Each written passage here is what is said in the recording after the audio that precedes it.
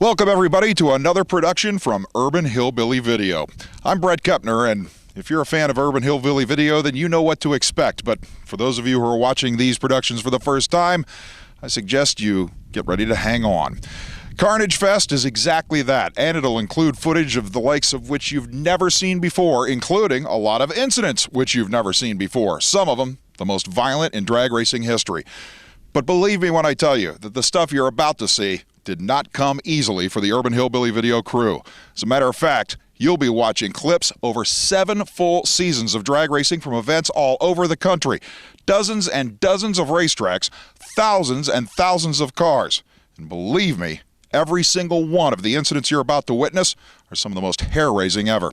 As a matter of fact, our very first segment will include some of the most outrageous incidents ever captured by the Urban Hillbilly videographers, including this opening incident from one of our favorite tracks, George Ray's Hot Rod Wildcat Drag Strip in Paragould, Arkansas.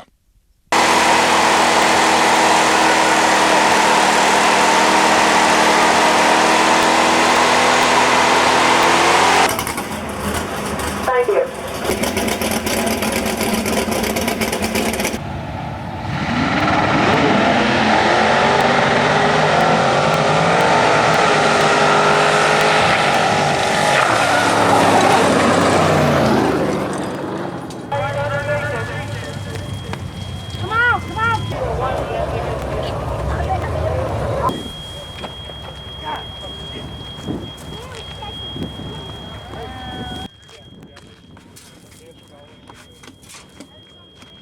Hey, what you doing? He's trying to get a wrench. Oh, it's ready.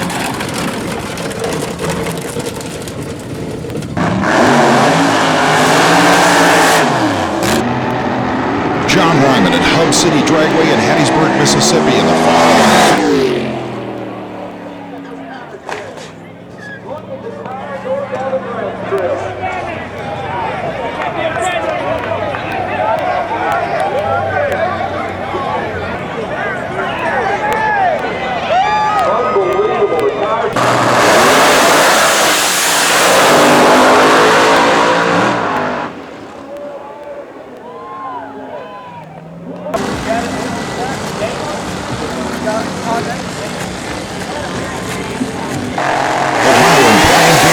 Also at the Hub City Fat Tuesday Extravaganza in 2004.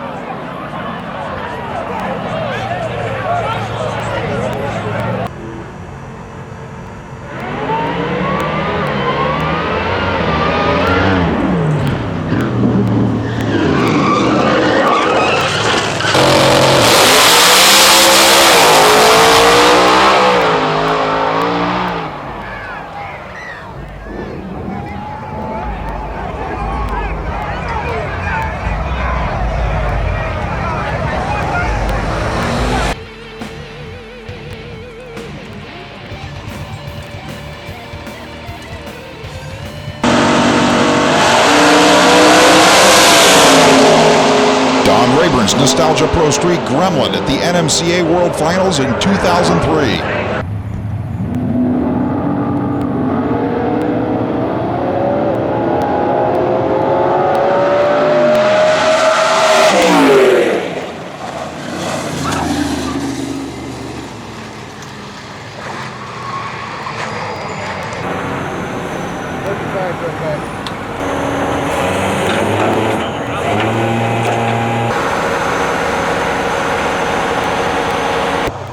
Brian Robbins at the wheel of Keith Engling's Olds 442 at the U.S. Street Nationals in Bradenton, Florida in 2005.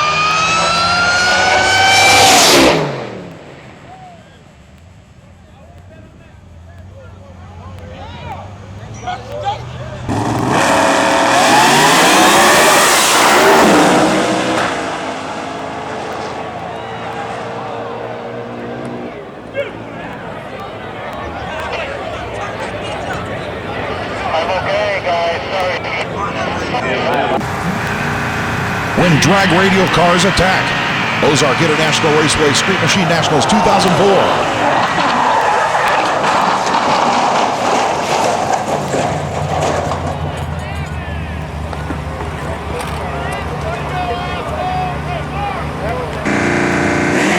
From a different angle, Gary Edwards in the near lane says goodbye to his collector's edition Camaro.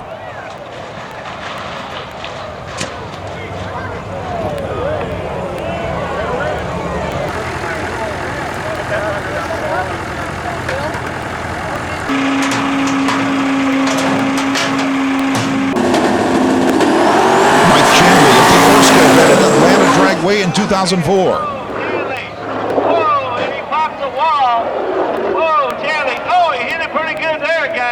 We'll have to go out there and check him out. And I'll tell you what, the car's still rolling, popping the wall down there.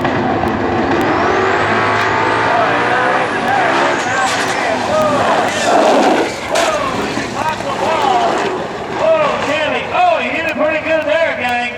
We'll have to go out there and check him out. And I'll tell you what, the car's still rolling, popping the wall down there. Oh, man.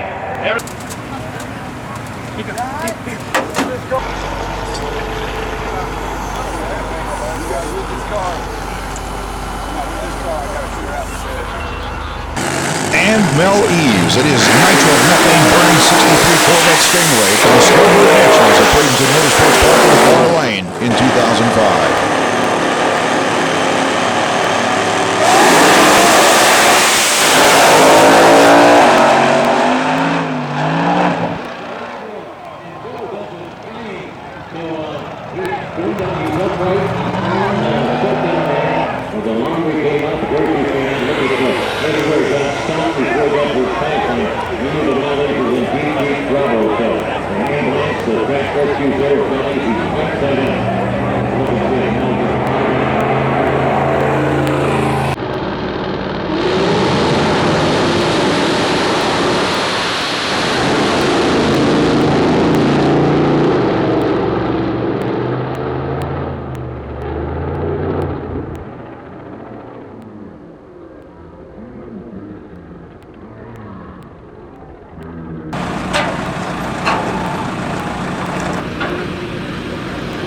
That's crazy. I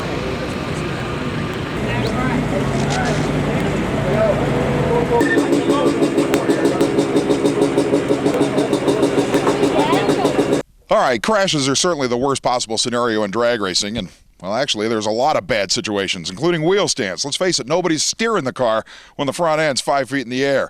But it's a little bit better than being on your head. Let's face it, when you're upside down, not only are you not steering the car, you're not touching the brakes either, or if you are, it isn't helping.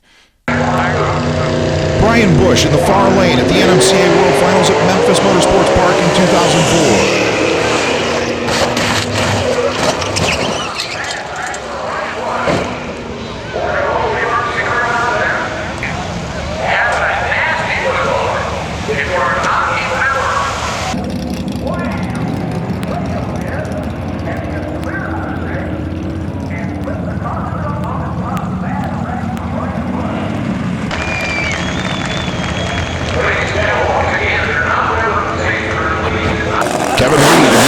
Speed Shop ZR1 Corvette Pro Modified at the Orska Spring Nationals in 2005 at Huntsville, Alabama.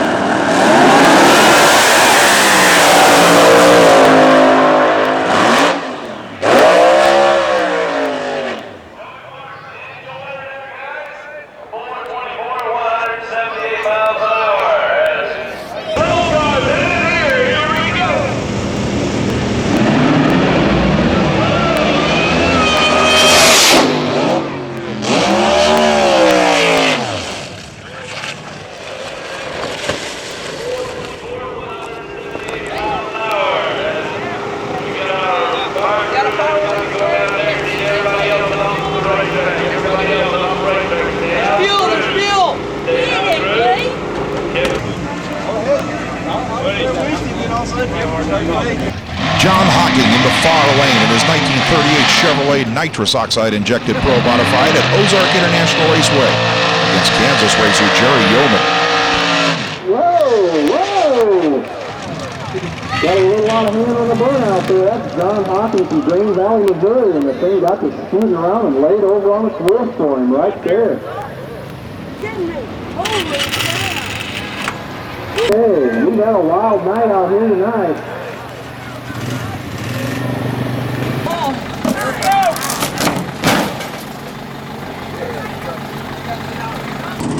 And from Bradenton, Florida in 2006, far lane Wade Phillips, magnificent Douglas against Pat Newsy.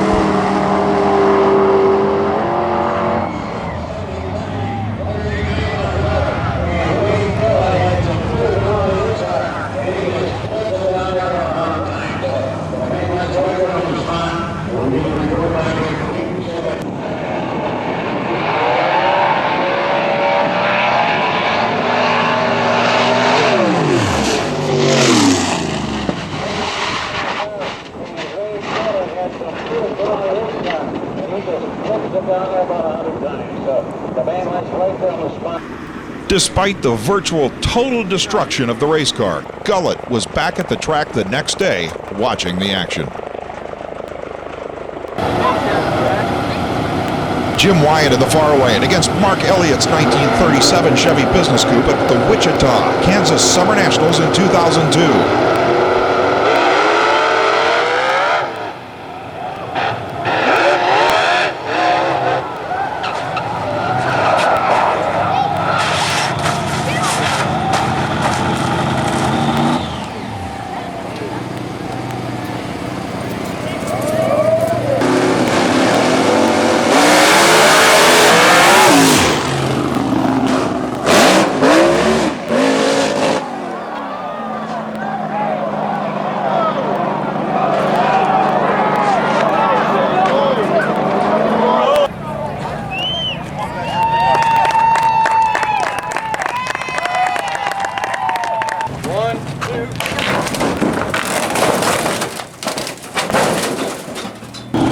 In the final round of the same Wichita, Kansas event in 2002 against Jim Wyatt in the far lane, Kansas racer Jerry Yobin in one of the most spectacular crashes ever filmed.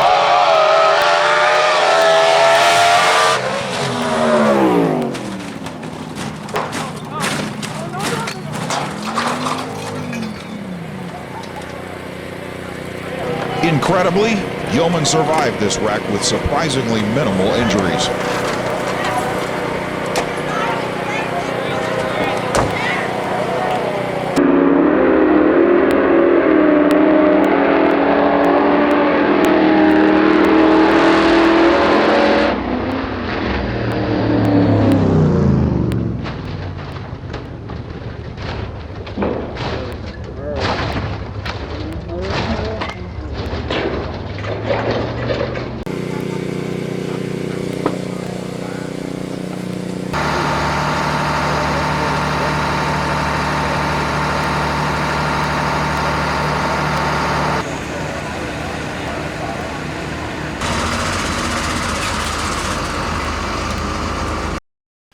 So what does the little town of Ozark, Missouri have to do with drag racing? Well, only a few miles up the road is what used to be Springfield Ozark Dragway, which opened in 1962, a full-length quarter-mile drag strip with a wicked left turn at the end that eventually took the lives of several prominent racers, including one of Missouri's most promising top fuel entries, Luke Angelosi and his Missouri Missile.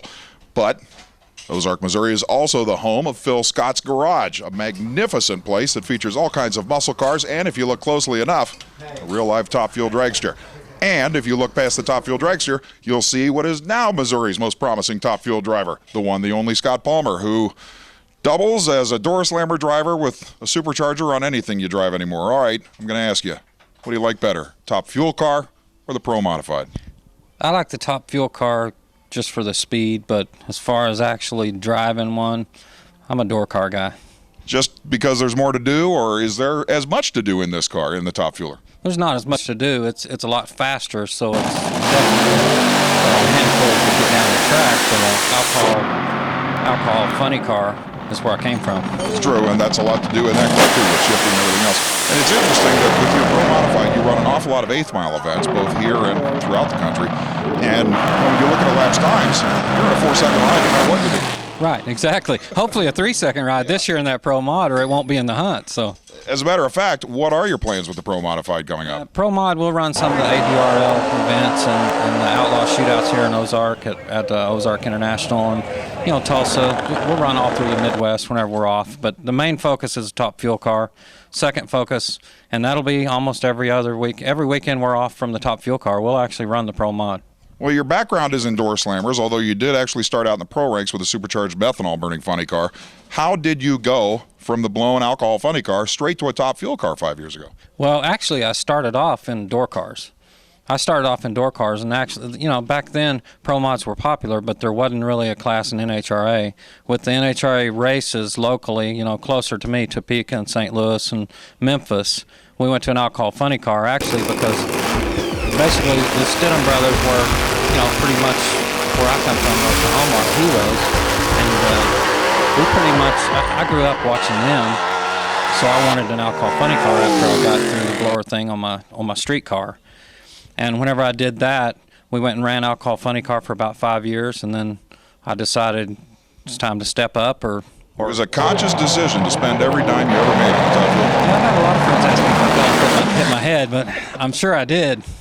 Well, the fact that you campaigned simultaneously a top fuel car and a Pro Modified is something that nobody else on the planet could claim, even if they had the right of mind to do so. So why in the world would you simultaneously operate two completely different rigs? That just proves I'm not right.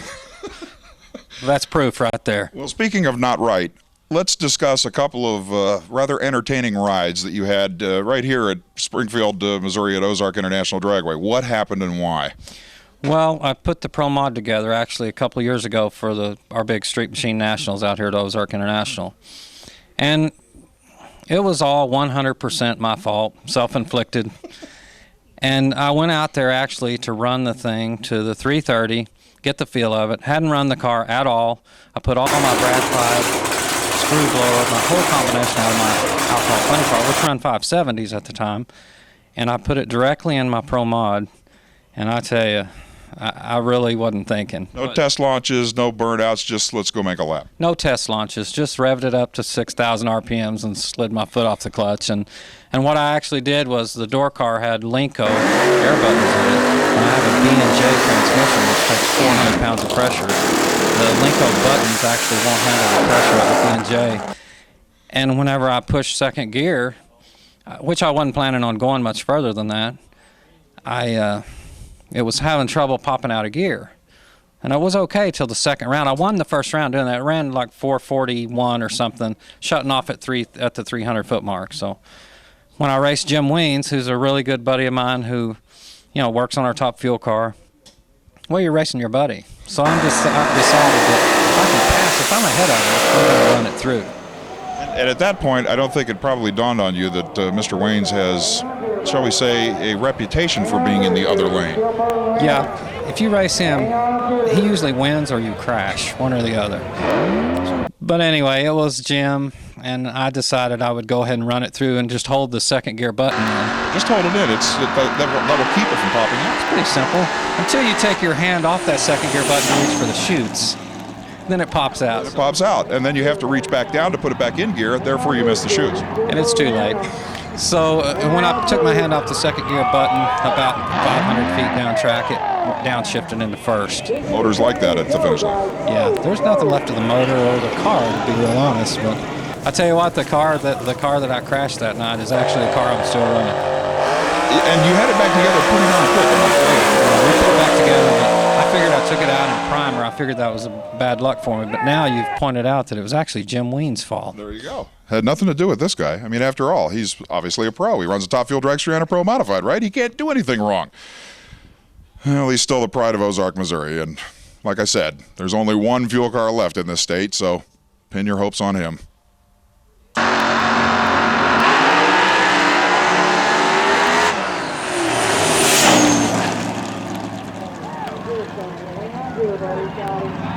Hang on to it, kid. He's still pulling in him. Hang on to it.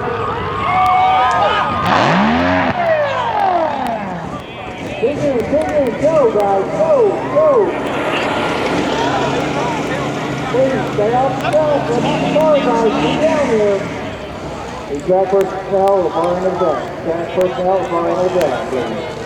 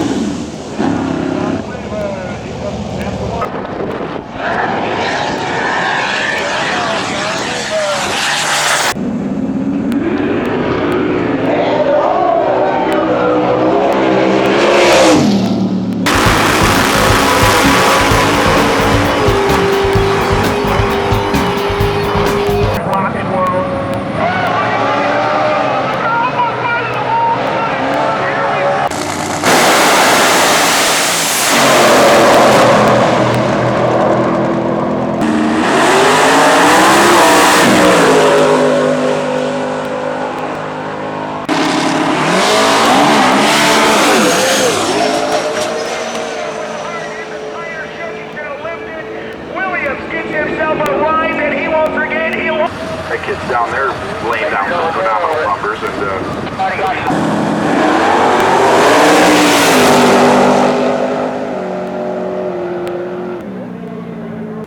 And In the world of Pro Modified, there are fans of the supercharged machines and fans of the nitrous oxide machines, right? Well, never, ever let out the turbos, including one in particular. In the central Midwest, very few can compete with the incredible turbocharged Chevy Camaro with real Chevy power of Jim Wayans, that I might add is a Jim Wayans creation. Is there anything on this car you didn't do?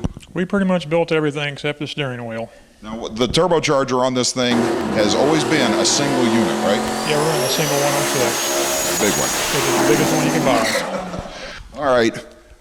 Let's forget about the car itself for a minute and talk about the, I don't want to call it a curse, but the Jim Wayans situation. You have a tendency to be in the other lane during some relatively spectacular rides. Does it have anything to do with you, do you think? No, I think they're scared of the small blocks, I think. Well, I will point out that on rare occasions, Jim Wayans ended up being the curse. I mean, there was at least one time where you were on a single run, there wasn't anybody in the other lane to be affected, and you ended up tapping the wall. Yeah, we were kind of lined up out of the groove a little bit, kind of miscommunications, and we went for a pretty exciting run. Yeah, well, We didn't crash, we just tagged the wall. You just tagged the wall, exactly. And I do want to point out that you were in the other lane in the infamous situation, and again, I want to call it a curse, of Scott Palmer with his Corvette. What did that look like from your end, if it looked like anything?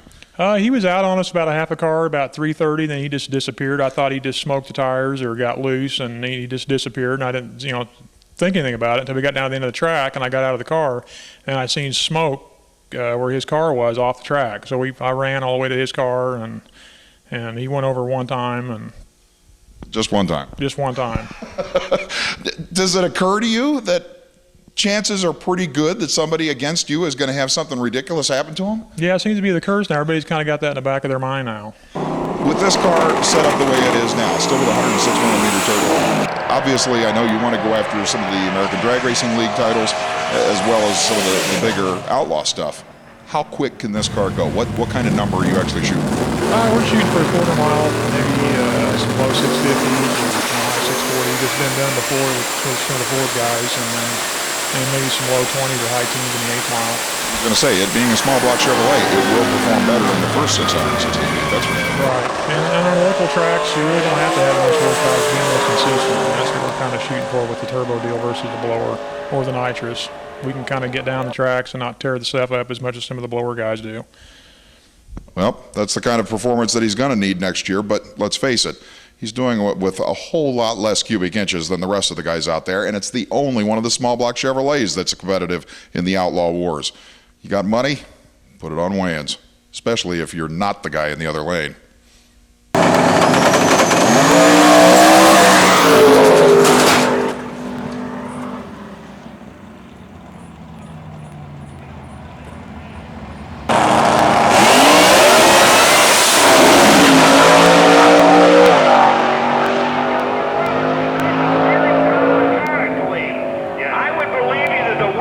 Off of the car.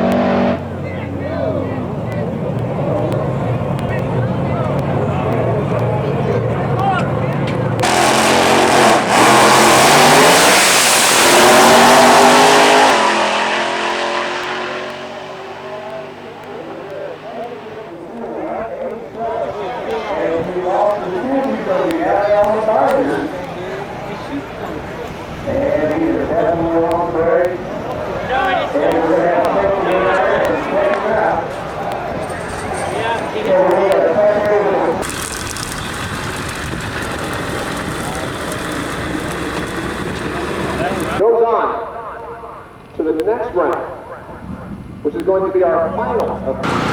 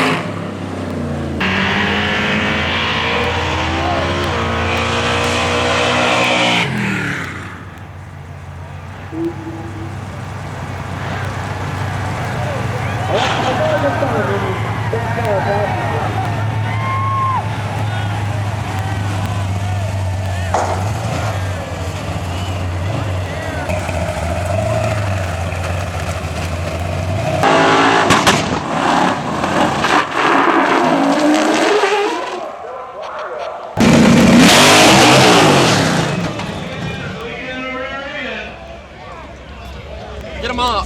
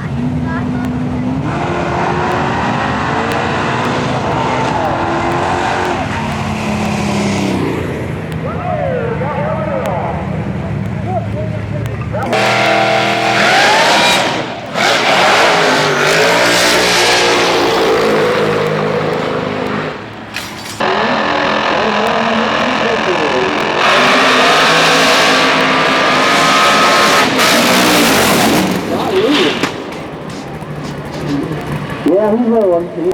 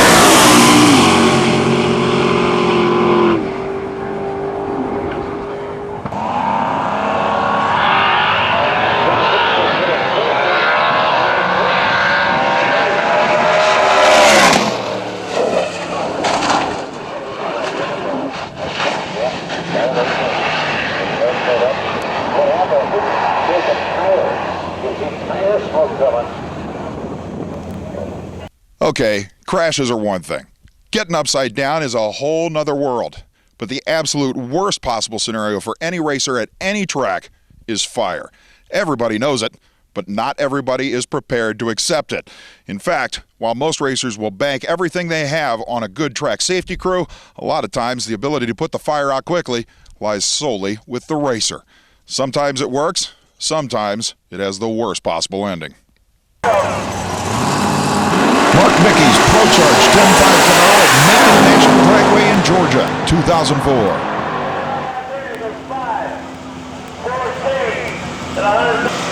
Try to get the fire put out right there. Ooh, looks like something rusted on the car right there, gang.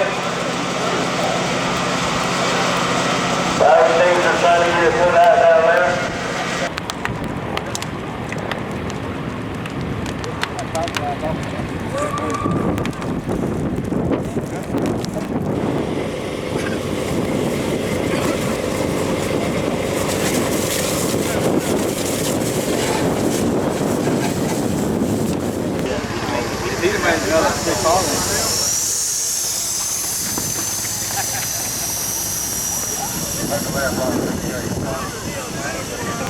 Despite the incredible damage done in the fire, believe it or not, the M&M Transmissions Team Camaro was rebuilt and competed again.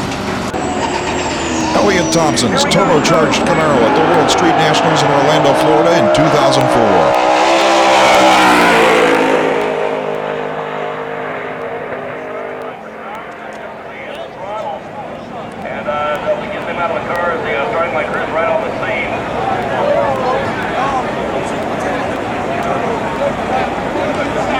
Terry Murphy at Kansas City International Raceway in 2002, before he ever got to the water box.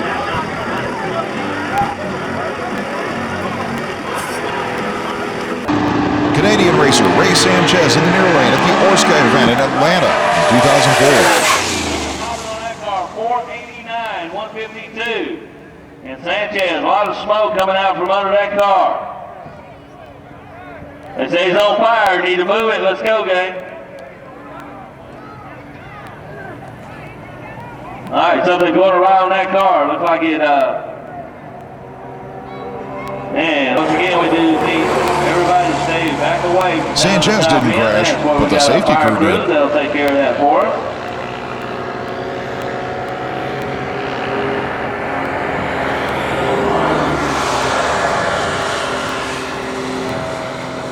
Jose Cepeda, Ozark International Raceway in 2004.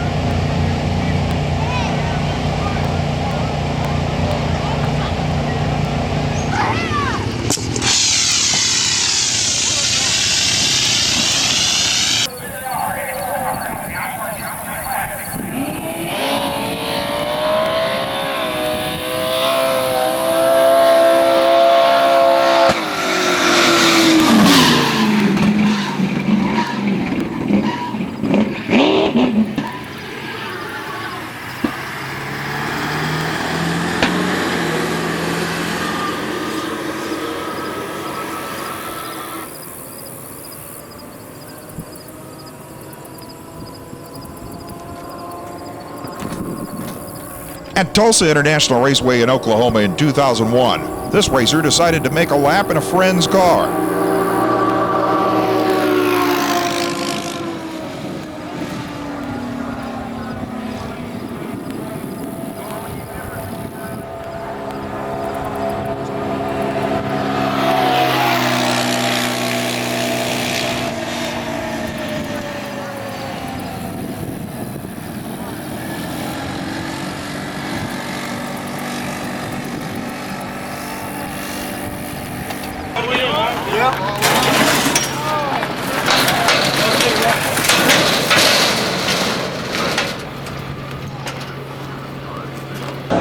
At the 2005 World Street Nationals, in the near lane, Steve Miller's twin turbocharged Minnesota-based Chevy S10 pickup erupts.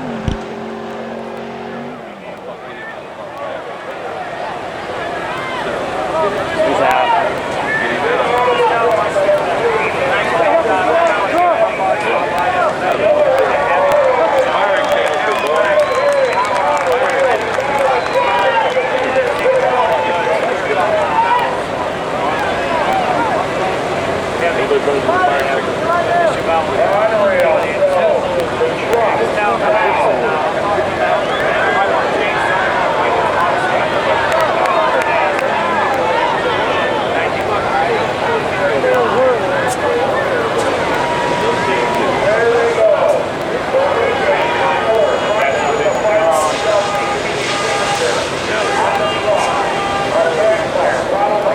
Now you know why I got a lot of water. They can get that thing fired up. My fire truck is nitrogen powered. All you got to do is jump out with the hose, pull one trigger, and you got water. And fire up.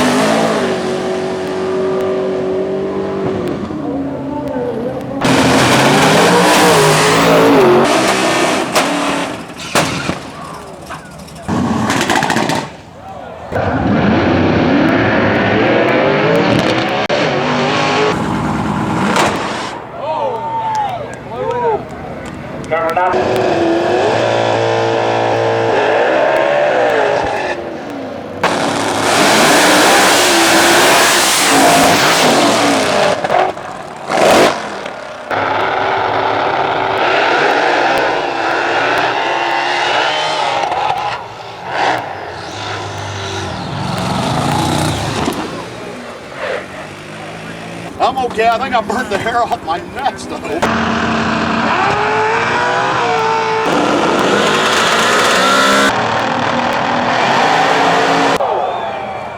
Hold on to that one, big boy. That's why we want the people back. We need our fire truck on the starting line.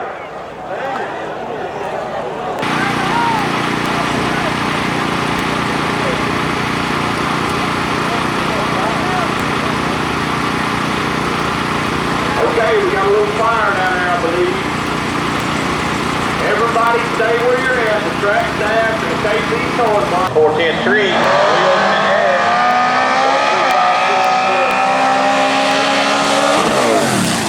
Fire everywhere.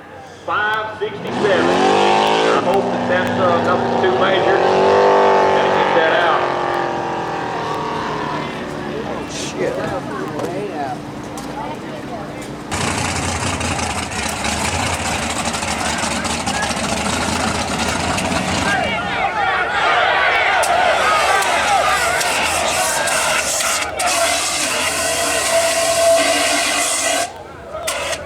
While any fiery incident certainly makes for a spectacular visual effect, most race fans will agree it's the giant wheel stands that keep them coming back. Sit back, folks, because you're about to witness the largest single collection of skyscraper wheel stands we've ever shown you.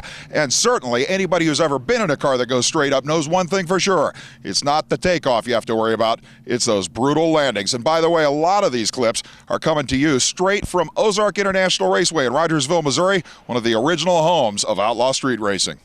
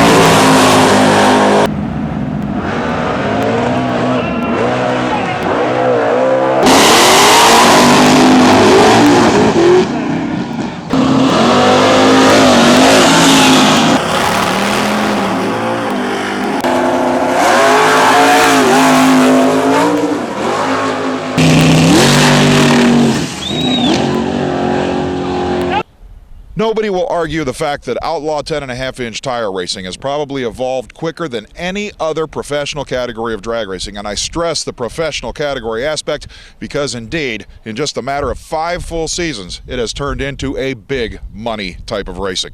But let's not forget our roots. Back in the mid-1990s when outlaw 10.5 cars were real cars. And believe it or not, there are still a few of those around. Mike Christensen's machine is a classic example. His early model Camaro has been pounding on the 10.5 circuits for years now, and it still retains its original factory identifiability. You're certainly the subject of one of the most famous wheel stands in drag racing video history, but that's what's one of the most remarkable things about it is the fact that you got this thing to go up as high as it did, being an all-steel car. What in the world happened? And it's obvious the wheelie bars broke, but what was the story behind why they collapsed the way they did? Well, it all started when we put an aluminum block in the car to try to make it go faster. Oh, there goes 300 pounds off the front end right there. Yep. And you combine that with a broken tab on the rear end housing that holds the wheelie bar, and you've got one hell of a wheel. A great example of why to check the car before every run, right? Oh, absolutely.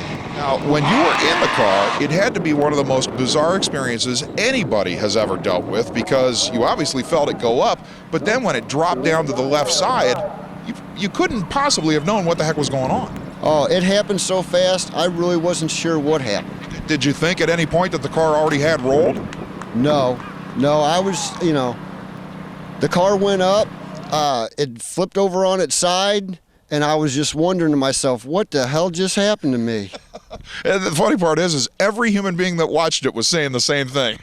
It wasn't until after I got out of the car, when the car was flipped over on its side, that I seen the wheelie bar hanging, from its mount, and I knew right then and there what happened. Yeah, the video, the classic urban hillbilly shot of you exclaiming your displeasure is prominent. Yeah, I was doing the Mikey Stomp. Now, let's clear up one of the great urban legends of all time in drag racing. Explain the giant blower. Well, my dad brought that home from a junkyard, and we think it came off of a freight train. Really? And it was so cool that, we just had to stick it on the motor.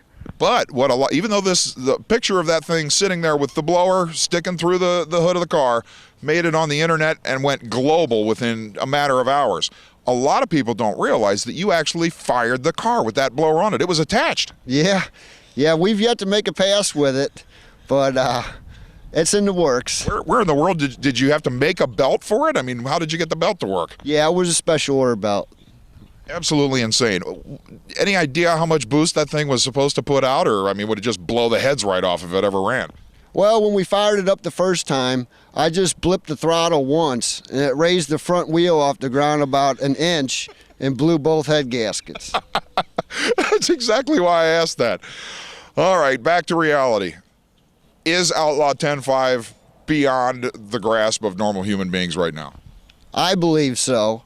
I mean, I think they need to put some restrictions on it somehow to keep it to where you don't have to have a $150,000 race car to go race for peanuts. But there is the advantage right now of being able to take the wheelie bars off and run some of the limited street outlaw races, or putting drag radials on it and running that way. Well, that's a tough class too. I mean, it's no cakewalk there, and it's a total different animal too. Yeah, a lot more fun. Yeah. I prefer the wheelie bars myself. No wheelie bars and DOT tires. Yeah, I think he'd probably go for that. And I can promise you Urban Hillbilly would be there for every pass he ever made for the rest of his life. I'm sure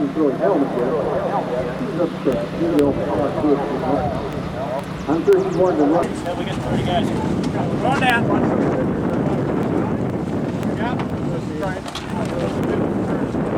Those toes. Toes easy. Good job, guys. Good job. There we go. All right.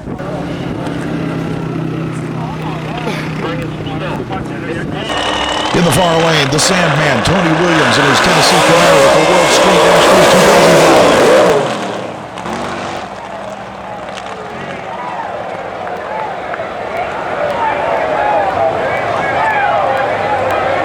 2005. Keith Sabo in the near lane at the Huntsville, Alabama Horseco World Finals in 2005.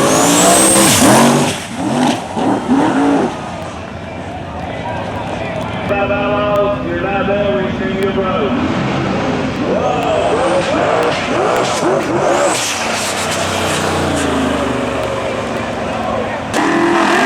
Smokey Hall at the U.S. Street Nationals in Bradenton, Florida in 2005.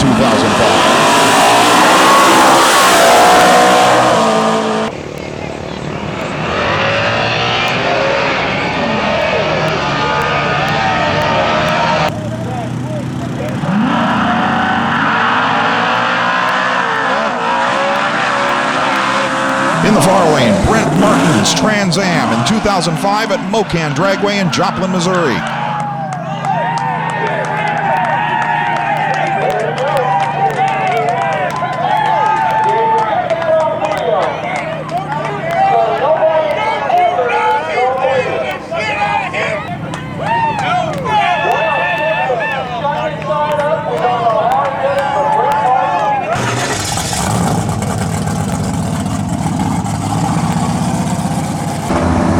Sportsman superstar Corky Markworth's 1955 Chevy Bel Air at the 2005 Snowbird Nationals at Bradenton, Florida.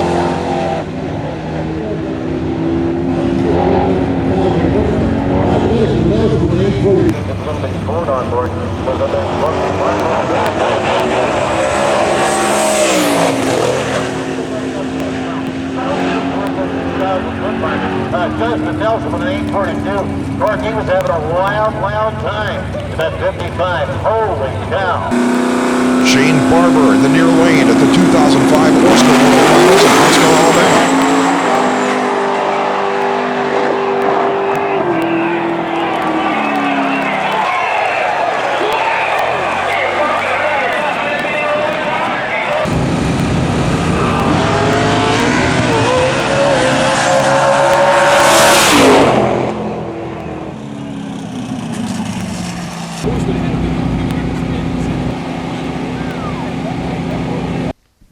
Hidden in the woods of north central Missouri, if you're lucky enough to actually get to Chevy Nova Nirvana, you'll find the biggest selection of 64 and 65 Chevy Novas known to man. But along with these stock models, you'll also find a machine that was an icon of the original outlaw street movement. Everybody remembers the wagon. Back in the late 1990s, the very beginning of what we knew then as Easy Street Eliminator, this car became an absolute fan favorite all over the Midwest, and for that matter, at more than a dozen tracks where this thing campaigned. It was one of the quickest machines, back when the Easy Street rules allowed only DOT tires, slapper bars, and single plate system. Now when you look at this car, you have to understand that back then, these things were indeed basically stock street machines, and the vast majority of them were home built. And that leads to the man who created the infamous Nova that later had, well, as you can see on the roof, that giant smiley face that told the story every time it left the starting line.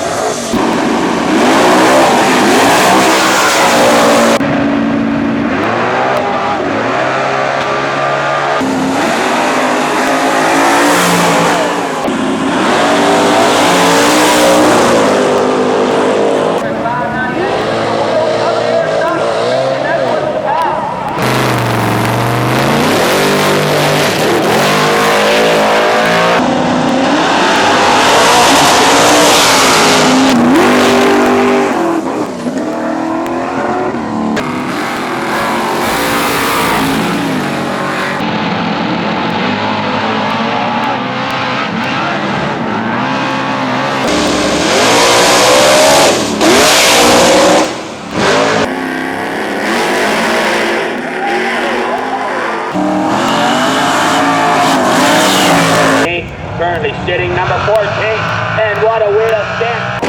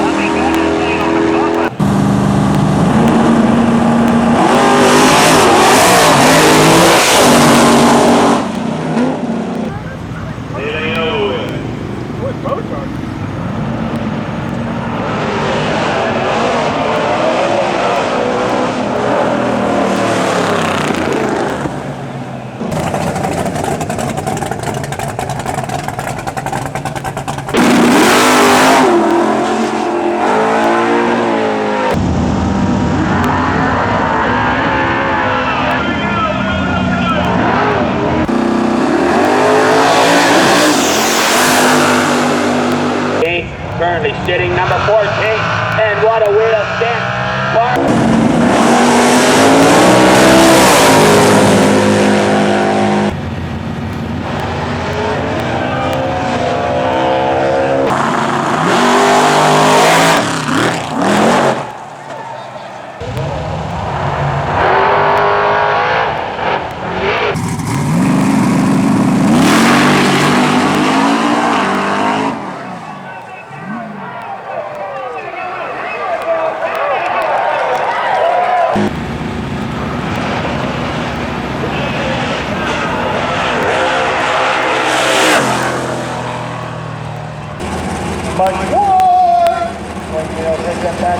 Here we go.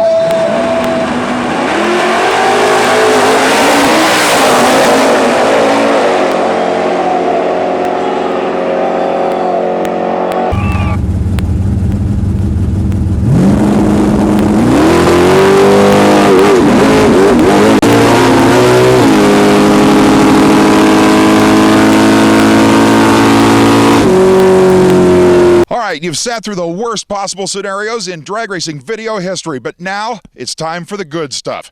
Here's to the greatest drivers out there and Urban Hillbilly Video's most incredible saves. Here